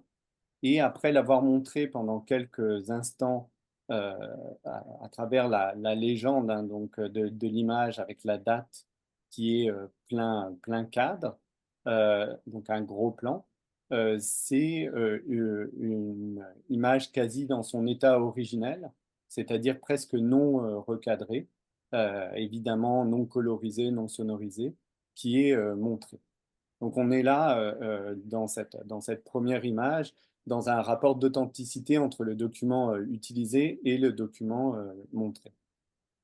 Donc si on fait le parallèle avec Chomsky, ce serait le cas où la conversation avec l'intelligence artificielle revient à citer une réponse telle qu'elle a été formulée originellement par l'intellectuel américain.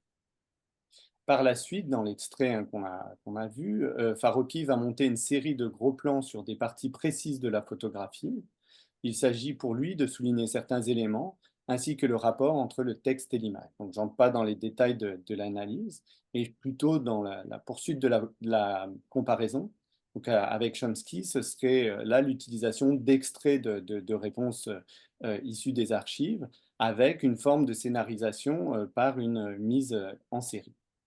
Ce qui est intéressant ou important dans le cas de Farokhi, c'est qu'il effectue cette série de gros plans après avoir montré l'image de manière authentique. Donc le spectateur est alors en mesure de faire le lien entre l'image d'origine et les gros plans.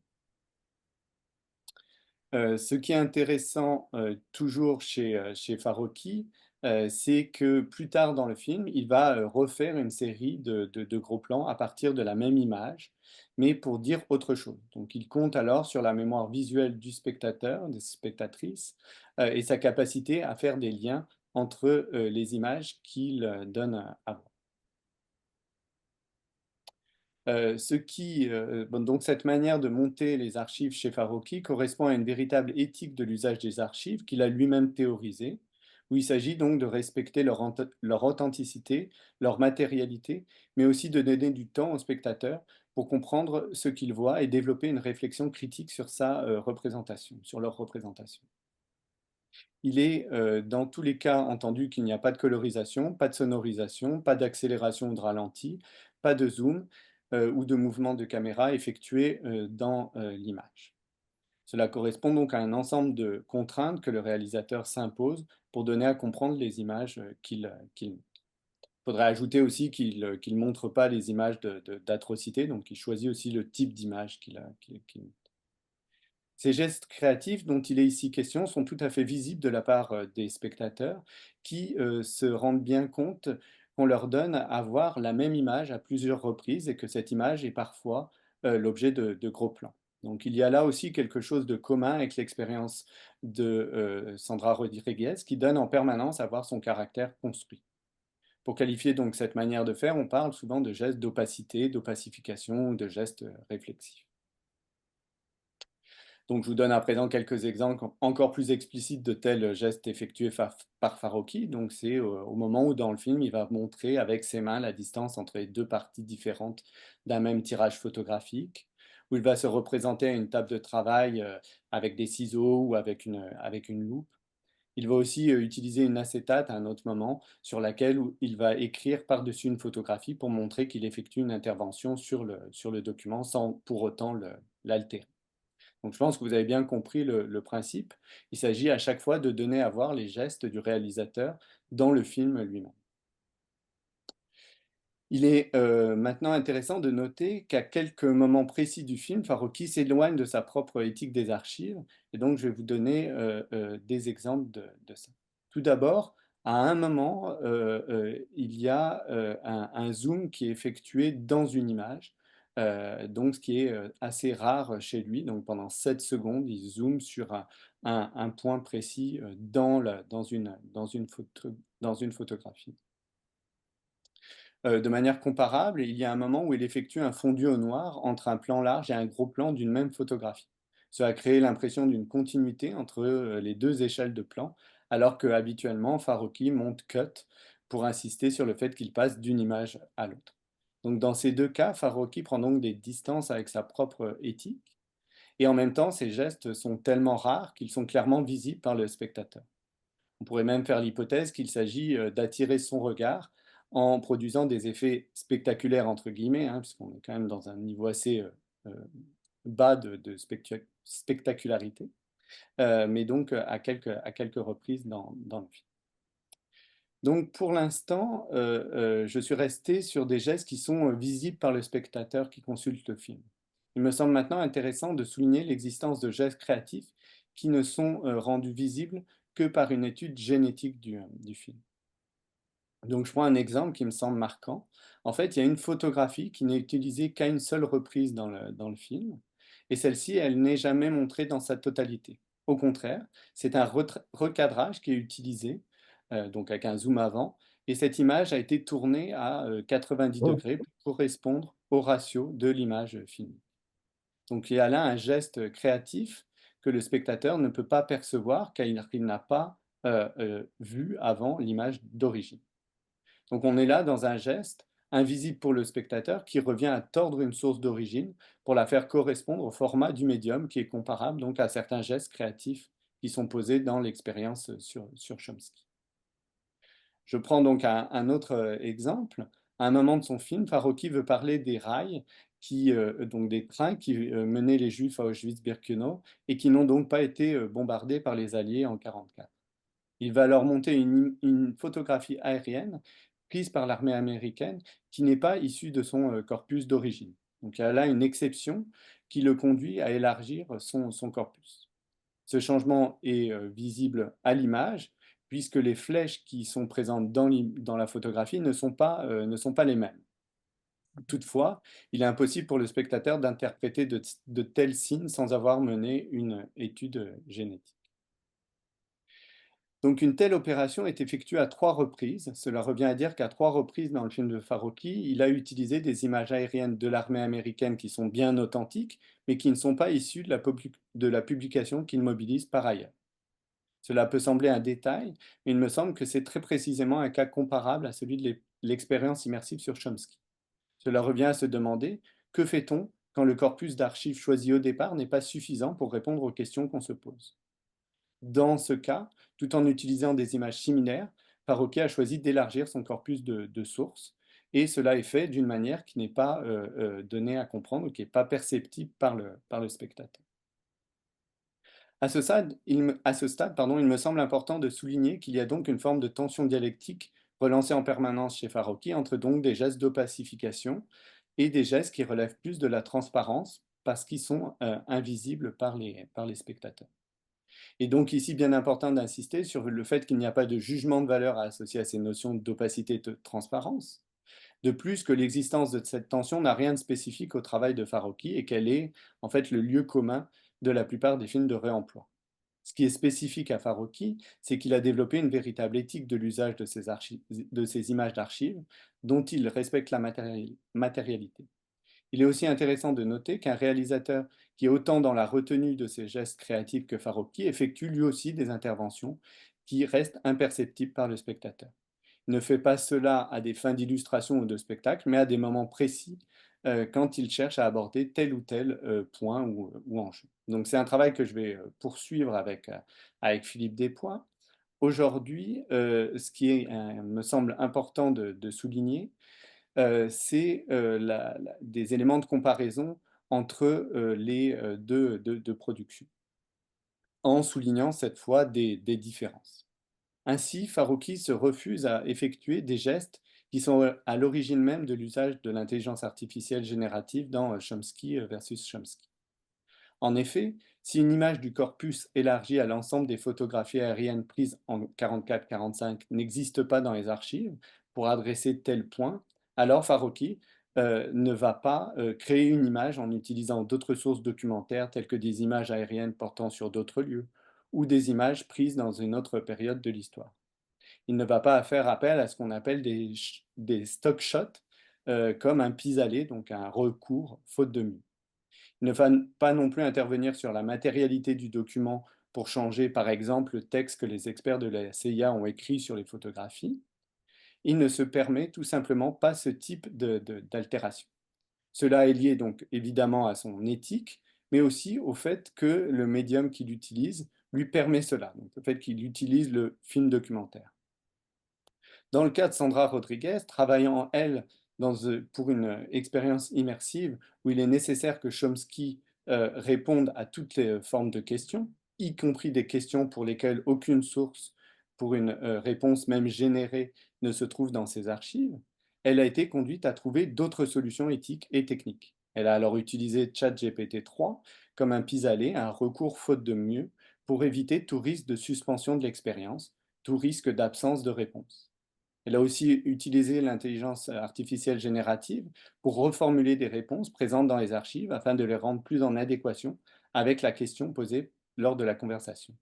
Par contre, pour rester dans un rapport éthique avec l'usager du dispositif, l'équipe du projet a créé un ensemble d'éléments qui lui permettent à cet usager de comprendre qu'il est face à une expérience construite dans laquelle toutes les réponses qui vont lui être faites ne sont pas authentiques, au sens où elles ne sont pas toutes issues d'un réemploi des archives de Chomsky, et que même quand elles sont issues d'un tel corpus, elles ont bien souvent été reformulées. La dimension éthique passe alors par une dénonciation constante des conditions de production du dispositif et des potentialités techniques de l'IA générative. Je souhaite maintenant conclure en revenant à des questions plus d'ordre méthodologique et une dernière fois à Chomsky versus Chomsky. Pour ce qui est du film de Farocki, il est important de comprendre que la totalité des nombreuses études qui portent sur ce dernier se basent uniquement sur le visionnement du film. Les chercheurs, les chercheuses qui connaissent bien l'existence du corpus d'images aériennes sur lesquelles Farocki s'est basé ne font pas forcément ce travail de les comparer avec le film, donc comparer les archives avec le film de manière systématique. Ainsi, personne n'a vu jusqu'à présent ce que je vous ai énoncé comme une quasi-évidence, c'est-à-dire que le réalisateur a mobilisé 3 photographies qui ne sont pas issues de ce corpus d'origine. Il y a aussi une série de gestes qui sont impossibles à identifier sans que l'on ait recours donc à l'image d'origine. Un tel travail génétique permet de faire ressortir ces exceptions dont je vous ai parlé. Il s'agit alors pas évidemment de dénoncer des gestes qui seraient cachés de la part du réalisateur, mais bien d'approfondir l'étude du processus de création, soit de mieux comprendre ces gestes créateurs qui ont été effectués pendant le processus de création du film. Donc je crois qu'il y a là une manière de faire de la recherche qui est également pertinente quand il est question d'intelligence artificielle. C'est-à-dire que je voudrais, et c'est donc à ce titre que je voudrais effectuer un dernier parallèle avec Chomsky versus Chomsky. Tout d'abord, il me semble important de souligner qu'en dehors de tout déterminant technique, les questions éthiques qui se posent sont tout à fait comparables. Il s'agit de se demander à quel moment on intervient sur les archives, pour quelles modifications, avec quelles raisons, en s'imposant quelles limites, et à quel moment est-ce qu'on partage cela avec l'usager. Il ne s'agit alors pas de critiquer a priori des écarts vis-à-vis du respect de l'authenticité des archives, mais plutôt de s'interroger sur des décisions éthiques qui sont prises à chaque étape du processus de création. De telles études sont possibles dans le cadre des films documentaires de réemploi pour lesquels les archives sont régulièrement accessibles. Elles sont aussi envisageables dans le cas de Chomsky versus Chomsky, car Sandra Rodriguez et son équipe ont mis à disposition du public les choix techniques du projet. Donc, ce qui est très très rare dans le domaine de l'intelligence artificielle, où une sorte de culture du secret semble régner. C'est même un euphémisme de le dire. L'accès au principe de leurs interventions sur les archives permet de relativiser l'impression d'une radicale nouveauté de l'IA générative telle qu'elle est mobilisée dans ce type de projet de création documentaire basé sur un corpus d'archives clairement défini. Au contraire, il me semble qu'il y a des formes de continuité, notamment donc au niveau éthique, vous l'aurez bien compris, dans le type de questionnement que l'on peut faire porter sur un film documentaire de la fin des années 80 et donc une création basée sur une intelligence artificielle générative. Voilà. Je vous remercie de votre attention. J'espère que je n'ai pas été trop long ni que j'ai été trop au pas de course. Merci. Merci beaucoup, Rémi. Non, non, on n'est pas une petite minute, rien de très, très grave. Merci encore pour ta présentation. Les débats sont ouverts. Est-ce que quelqu'un veut intervenir? René? Oui, alors merci beaucoup Rémi, vraiment absolument passionnant cette façon que tu as pris ces archives justement d'un traitement d'un sujet qu'on sait très délicat. Moi je pense, après avoir visité vraiment Auschwitz l'année dernière, ce qui m'avait un petit peu frappé justement, c'est que dans ce lieu même d'Auschwitz, euh, on a été très, très, très, très sobre dans la mise en scène. Ce qui ne fait pas, ce qui se fait pas généralement en muséologie, où on fait des mises en scène, on essaie de créer des sortes de fausses situations, dans le fond. Et puis donc, cette sobriété que j'avais remarquée, où on ne voit pas, par exemple, de mannequins couchés dans les lits ou quoi que ce soit, on a gardé la chose telle qu'elle, me rappelle un peu le traitement dont tu nous parles dans le film dans l'approche de Farocki, c'est-à-dire de toucher au minimum à l'événement lui-même, essayer de rendre transparent l'événement d'une certaine façon. Et puis, comme tu parles, bon, les petites manipulations, même d'aller chercher une archive ailleurs, on voit que c'est un souci qui est finalement très rare dans l'édition actuelle, que ce soit du documentaire ou de la fiction, c'est finalement très, très rare qu'on voit ça. Et puis actuellement, ce qu'on a comme phénomène au niveau de l'intelligence artificielle, c'est l'exact opposé d'une certaine façon. Fait que c'est pour ça que je trouve vraiment intéressant la comparaison que tu fais avec Chomsky, absolument intéressant comment on aborde la question des archives dans le cas de l'intelligence artificielle pour les documentaires ou pour les fictions.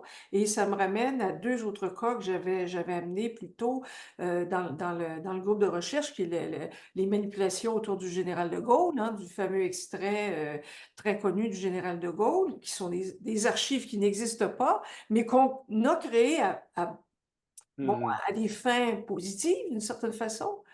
mais et encore l'archive de Richard Dixon, donc le faux alunissage où des astronomes se seraient écrasés, qui est tout à fait crédible quand on l'entend.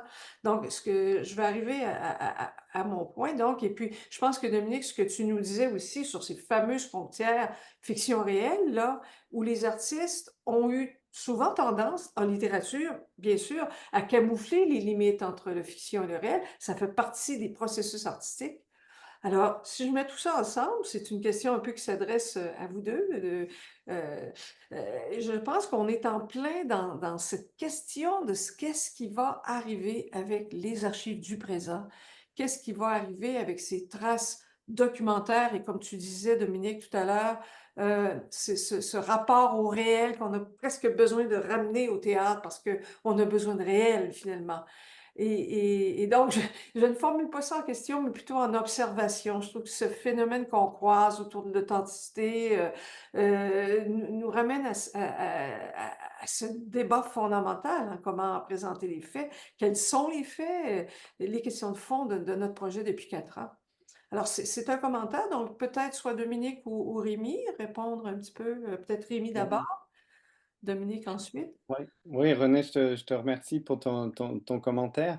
Et c'est vrai que Farokhi, c'est certainement celui qui est le plus rigoureux et qui est justement souvent pris comme un exemple de cette attention portée à chaque geste, où on voit que chaque décision est, euh, est pesée. Et en même temps, justement, à certains moments, quand il veut faire des écarts par rapport à sa propre éthique, il le fait parce qu'en fait, ce qui guide, c'est son désir de création. Ça, c'est ça qui m'a semblé intéressant. Et puis pour répondre très rapidement, je crois que c'était aussi le choix de le comparer avec Chomsky versus Chomsky, parce que j'ai réfléchi à plusieurs options. C'était surtout de se dire ne pas prendre ce qui aurait été facile, hein, ne pas prendre Farokhi comme en fait le sorte de modèle indépassable dont on va se servir pour juger l'intelligence artificielle, qui est forcément quelque chose de moins pertinent. Au contraire, là, il me semblait qu'il y avait deux gestes de création inscrits dans deux pratiques médiatiques différentes. Euh, et on voit bien qu'il y a des décrochages et on voit bien que l'intelligence artificielle conduit à poser d'autres gestes.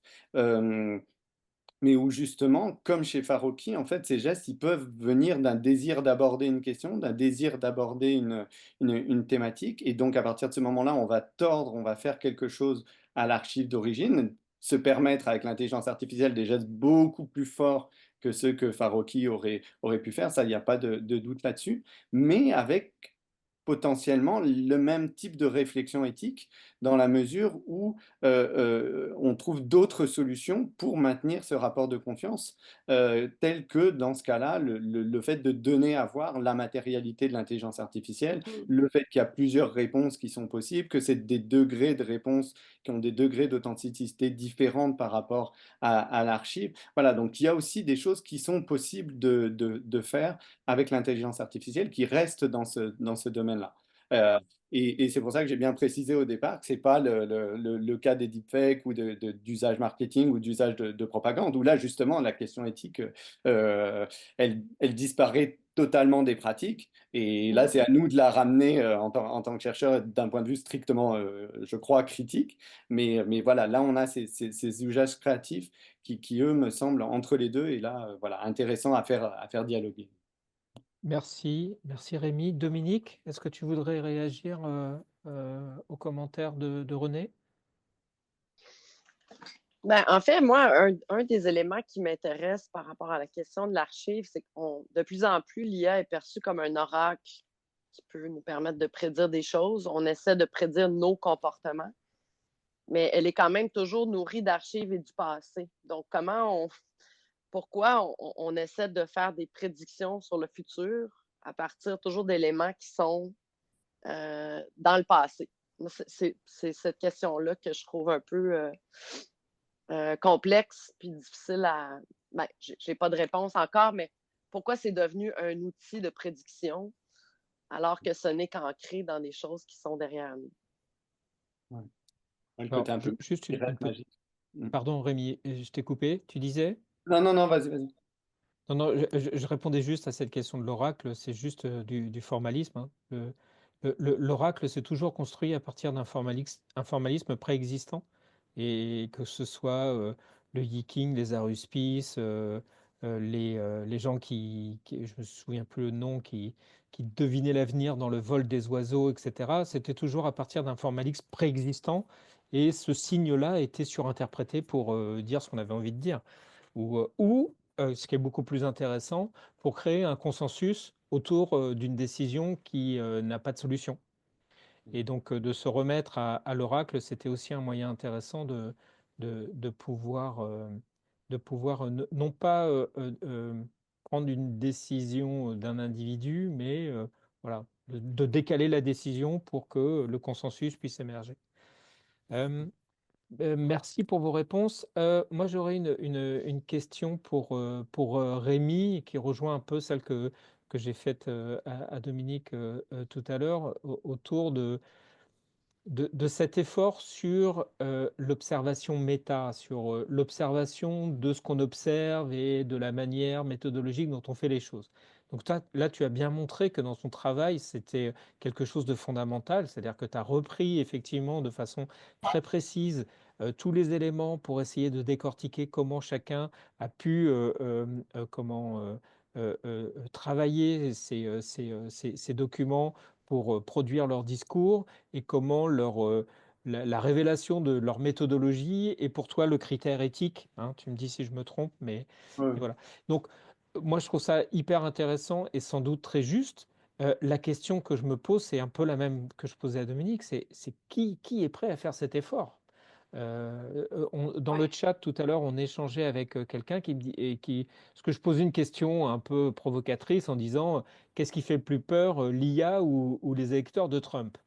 Et la personne me répondait en privé, ouais, mais il faut pas accabler les électeurs de Trump, etc. Et donc je disais, bah oui, mais bon, on a tous un peu notre responsabilité quand on vote. Et la réponse c'était, ah oui, mais on n'a pas le temps, il y a trop de trucs, etc. Mhm. Et donc j'ai l'impression que l'effort là que tu nous as montré, Rémi, de voir, bon, ok, décortiquons les choses pour voir exactement ce qui est en jeu et quels sont les pouvoirs qui sont mis en avant ou au contraire réfrénés pour produire un discours. Dominique, tout à l'heure, on avait un autre type de discussion, mais je pense que ça revient à ça, c'est-à-dire d'une question de pouvoir. C'est quel pouvoir on met en avant, quel pouvoir on révèle, et en quoi les individus qui vont recevoir ces informations vont être déjà sensibles ou pas à ces pouvoirs-là, et être capables de les manipuler. Donc, même question, est-ce qu'aujourd'hui, dans notre monde ultra rapide, ultra connecté, hyper consommateur, toujours avec de plus en plus d'informations, etc., euh, l'effort de s'arrêter, de décomposer, d'avoir cette exigence méta, de dire, OK, là, attends, pourquoi il me dit ça? Pourquoi est-ce Mhm. que Trump me dit ça? Pourquoi Kamala Harris me dit ça? Mhm. Est-ce que ça, c'est aujourd'hui euh, peut-être le- la démarche éthique par excellence? C'est-à-dire Ouais. s'interroger sur les pouvoirs. Oui, bah, pour ouais, essayer de répondre très, très rapidement, je pense que c'est aussi la question qui a été abordée dans la première partie, d'être conscient des limites de ce qu'on fait. Ça veut dire que je pense qu'on travaille toujours aux marges, et donc le grand public, si tant est qu'il existe de cette manière-là, mais c'est vrai que c'est extrêmement difficile de le toucher. Et puis, c'est pas lui qui va regarder un film de Farokhi, ni aller tester l'expérience. Chomsky versus Chomsky, qui était dans le hall de l'ONF. Et j'irais jusqu'à dire que c'est pas sûr qu'il aille au théâtre du CEP non plus. Et voilà, Mhm. donc je crois qu'on est conscient de ces limites-là. Et pour autant, en travaillant ces marges-là, je crois qu'il y a véritablement un travail qui peut être fait de présentation en fait du caractère construit de toutes les productions culturelles. Moi, je crois que c'est véritablement là-dessus, puis moi, c'est à ça que je passe ma vie, là. C'est c'est à donner à comprendre, que ce soit dans des travaux de recherche-création, que ce soit dans des travaux d'éducation à l'image, que ce soit dans des recherches académiques, donner aux personnes avec qui on échange ces outils nécessaires pour comprendre, pas forcément comment est-ce que c'est construit, mais une forme de conscience du fait que c'est construit.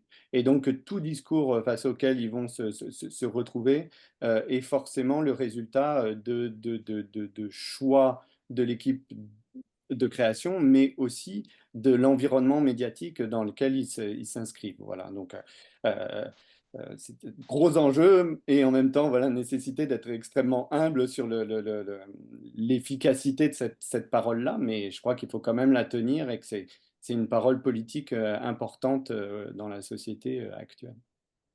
Merci beaucoup, Rémi. On a une question dans le chat. Je ne sais pas si Noura veut la poser elle-même, sa question. Donc, c'était une question à destination de Dominique.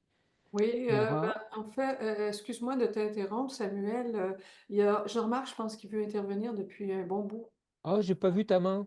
Oui, mais J'ai c'est pas pas. vu Non, ta mais, main, Jean-Marc. non, non, mais Noura, Pardon? posons la question de Noura, puis j'interviendrai après. Ok. Noura, est-ce que je... Bon, je ne sais pas si elle a un problème de micro, donc je pose la question de Noura à Dominique. Dans quelle mesure la thématique de l'intelligence artificielle a influé sur le discours théâtral adopté dans votre pièce de théâtre, Une vie intelligente? Ouais, j'aurais peut-être aimé que Nora la formule par elle-même parce que je suis pas certaine de bien saisir. Oui, C'est je une crois que... pièce sur l'intelligence artificielle. Donc, puis le terme discours théâtral non plus, on dirait que j'aurais eu qu'est-ce que c'est un discours théâtral? Est-ce qu'on parle d'une prise de position? J'aurais aimé l'entendre. Noura, est-ce que vous pouvez mettre votre micro? Ah oui. Bonsoir. Ah, super. Ok, on vous écoute. Oui, en fait, je voulais savoir si le thème de l'intelligence artificielle, lorsque vous avez, c'est-à-dire lors de la création, voilà, de votre spectacle, ou plutôt de votre pièce de théâtre que vous avez mise en scène par la suite, comment est-ce que vous l'avez conçu en fonction de la thématique de l'intelligence artificielle?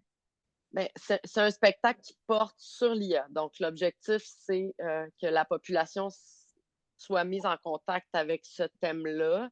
Donc, il y a différents éléments qui nous intéressent, comme j'expliquais, le rapport à la connaissance, l'impact environnemental, le libre arbitre. Donc, étant donné que ça porte essentiellement là-dessus, puis qu'on s'est inspiré de la déclaration, comme Jean-Marc le nommait au départ, il y a plusieurs points qui sont soulevés dans la déclaration qui ont servi d'inspiration pour des tableaux. Donc, c'est vraiment une pièce sur ce sujet-là. Donc, c'est sûr que ça a influencé, puisque ça traverse le projet vraiment de A à Z. Après, ça se répercute dans d'autres. Il y a des métaphores qui sont faites pour ancrer la thématique dans le réel, pour que le public ait une prise sur d'autres éléments. Il y a des parallèles qui sont faits avec d'autres situations, mais essentiellement, on se concentre sur l'IA, donc ça a influencé complètement. C'est là-dessus, ça porte là-dessus. Je ne sais pas Merci. si je réponds bien. Oui, mais merci. Merci beaucoup à vous deux. Jean-Marc, on arrive à la fin, donc je te laisse intervenir et puis Oui. je conclurai juste après. Ok, non, c'est très court, c'est même pas des questions, c'est des commentaires. Merci beaucoup Rémi. D'abord, juste préciser, Sandra Rodriguez, elle fait partie de la constellation de la Déclaration de Montréal. Donc, c'est un peu normal qu'elle soit ou qu'elle essaie d'être transparente, comme tu l'as bien montré. Donc, c'est dans l'esprit de la déclaration. C'est ça. Et puis, merci aussi. Je trouve que tu as bien montré, on ne le fait pas assez, mais que tu as parlé de la dialectique, hein, la dialectique transparence-opacité, je crois, dans ton diaporama. Donc, c'est bien expliqué que c'est pas des États, ça, ou des États séparés. C'est vraiment une dynamique où les deux s'entremêlent et s'appuient continuellement, se contredisent parfois. Mais l'exemple de Farouki, c'est clairement ça. Tu joues à la fois l'opacité authentifie en quelque sorte la transparence et vice-versa, quoi. Et c'est une espèce de dynamique qui crée justement le sentiment, un sentiment de confiance finalement. Voilà. C'était juste ça ma remarque. Merci beaucoup. Merci beaucoup Merci. Jean-Marc. Merci à toutes et à tous d'avoir participé à ce séminaire. On s'arrête là du coup. On rendez-vous la semaine prochaine avec deux interventions, une de Simone Natalé et de Jonathan Martineau. Donc d'ici là, je vous souhaite à toutes et à tous une bonne fin de journée, voire de soirée, hein, pour les Européens. Et puis, je vous dis à la semaine prochaine. Au revoir. Merci, au revoir. Merci. Merci. Merci. Au